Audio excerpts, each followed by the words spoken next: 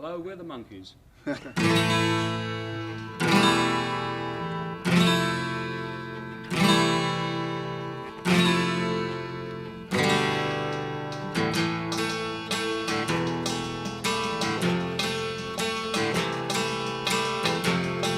think if you ask that question to everybody who was at the forefront or the vanguard of what became a musical movement later, they'd all say the same. Because I think that's what happens.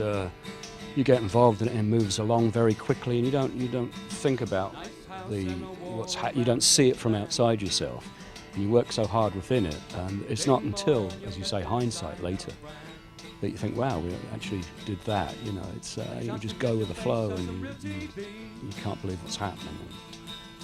And especially for us personally, it happened so quickly. It was a matter of months as it started to go. You know, and then it just took off, and we were touring everywhere for a year or so before we had a chance to stop and look back. You know, so.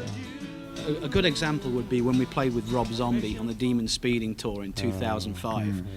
Sounded like a great idea until we turned up at the first gig and we had 6,000 Rob Zombie fans with their backs turned to us with their fingers in the air. Absolutely. Like this. Hated us chanting, even hearing a note. Yeah, you know? just chanting no zombie, zombie, zombie all the way through our set. That was pretty rough. Playing at the Living Dead almost. Yeah. It's quite bizarre. I'm sure he set it up.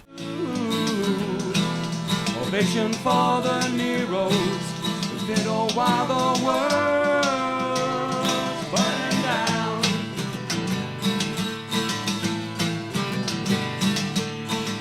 It is a prickly subject, age, though, isn't it, in rock music? 'Cause I know exactly what you mean. I mean, it's nothing worse than seeing some balding middle-aged guy in tight pants and long hair saying, "I'm going to love you all night, baby," and, you know, after I've had 12 lines of cocaine and for the millionth time, you kind of think, But I think, you know, on the other hand, some people do break the mould, like Iggy Pop. It's amazing how much energy he throws into his sets. He's still, you know. I think it's not so much age. I think it's how, if you get so stinking rich like some of these bands are, you're naming those names, Rolling Stones, then they really, you know, they haven't made a decent record since about 1972. They're so rich they don't need to do it, you know. They're lazy, they get together, they do, oh, you know, have you got any ideas? Well, I've got the, you know, these three chords here. Oh yeah, the same ones, right? You know, we've never been stinking rich. We're still hungry. We've still got loads of ideas buzzing around and stuff. And, you know, it does concentrate the mind being skint. So, You haven't got enough ex-wives to pay for. No. A nation fit for heroes. The evidence is all overdue. A zombie land for zeros. Cradle to the grave and beyond, and beyond, and beyond.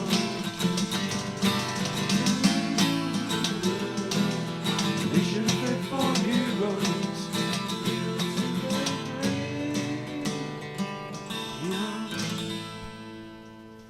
Well, we used to have the police supporting us, didn't we? And I remember when Sting came into our dressing room, and he said, "Is there any chance I could have a bottle of red wine? Because we're the support act, we've got nothing in our dressing room at all." And Brian said to him, "No, take your hands off that and sling your hook, right? When you're top of the bill, you can have as much booze as you want, but you're not top of the bill now, and let that be a lesson to you to practice a bit more, get some better songs together, and then maybe you'll climb the ladder of success the same as we have."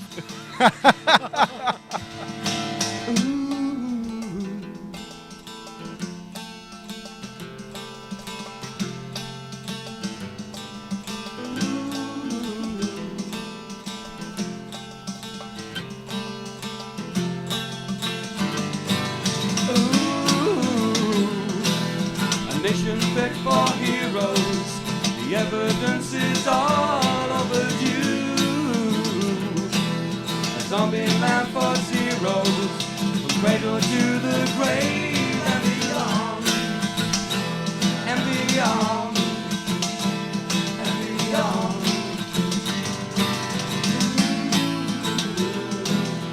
Nation fit for heroes.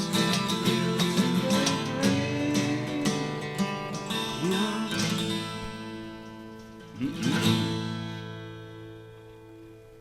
is the BBC World Service saying good night.